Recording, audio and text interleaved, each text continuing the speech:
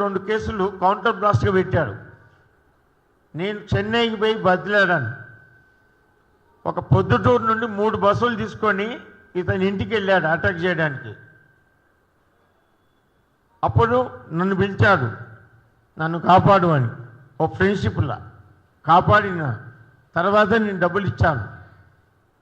ఇచ్చిన తర్వాత కూడా ఇంత మోసం చేశాను నన్ను, నా భార్యను, నా కుటుంబాన్ని రోడ్డు మీద తీసుకొచ్చాడు.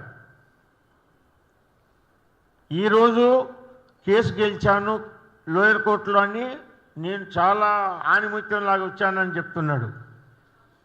హైకోర్టు ఉంది, సుప్రీంకోర్టు ఉంది. మేము అక్కడి దాకా వెళ్ళిపోతాం, మేము వదలం అవుతాన్ని. మా డబ్బు మాకు రికవర్ అయ్యేదాకా మేము వదలం. నాతోని పాటుగా చాలామంది బాధితులు ఉన్నారు. పొద్దుటూరు, కర్నూలు, అనంతపురము, తర్వాత హైదరాబాదు, చెన్నై, ఇన్ని ప్లేసులలో ఉంటారు. సో మీరు మీ మీడియా ద్వారా రిక్వెస్ట్ చేయడం ఏంటంటే వాళ్ళందరికీ మీరు న్యాయం చేయాలి, అతన్ని ఎక్స్పోజ్ చేయాలి, ఫిలిం ఇండస్ట్రీ నుండి బాయ్కాట్ చేయాలి, అతన్ని ఎక్స్పెల్ చేయాలి. ఇప్పుడు మళ్ళీ ఇంకో సినిమా తీద్దామంటున్నాడు. మళ్ళీ అందరి దగ్గర ఫైనాన్స్ తీసుకొని మళ్ళీ same business he will start. తనకిద్దరు కొడుకులు హీరోలు అని చెప్పాడు. వాళ్ళు హీరోలు కాదు, జీరోలు. 2 రోజులు కూడా పిక్చర్ ఆడలేదు. అది కూడా మంది సొమ్ముతో పిక్చర్ తీశాడు. చెన్నైలో కేసులు ఉన్నాయి. 1 year ఇంప్రిజన్మెంట్ చేశారు అతనికి, చెక్ బౌన్స్ కేసు కింద. ఇంకో కేసులో 20 రోజులు జైల్లో ఉన్నారు చెన్నైలో. ఇప్పటికీ కేసులు నడుస్తున్నాయి అక్కడ అగెన్స్ట్ హిమ్.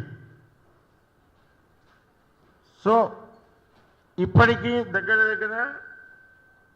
150 కేసులలో ఈజ్ అక్యూజ్డ్ అండి.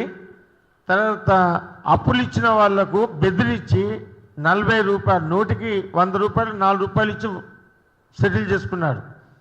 గత్యంతరం లేకుండా భయపడి భానుకిరణ్కు, మధ్యంచరి సూరికి భయపడి సెటిల్ చేసుకున్నారు. నా మీద కూడా గన్ పెట్టి బెదిరించాడు భానుకిరణ్, ఆయన రమేష్ బాబు మనుషులు. సో ఫిలిం ఇండస్ట్రీకి అతను అంటాడు 100 crores నష్టపోయాను అన్నాడు.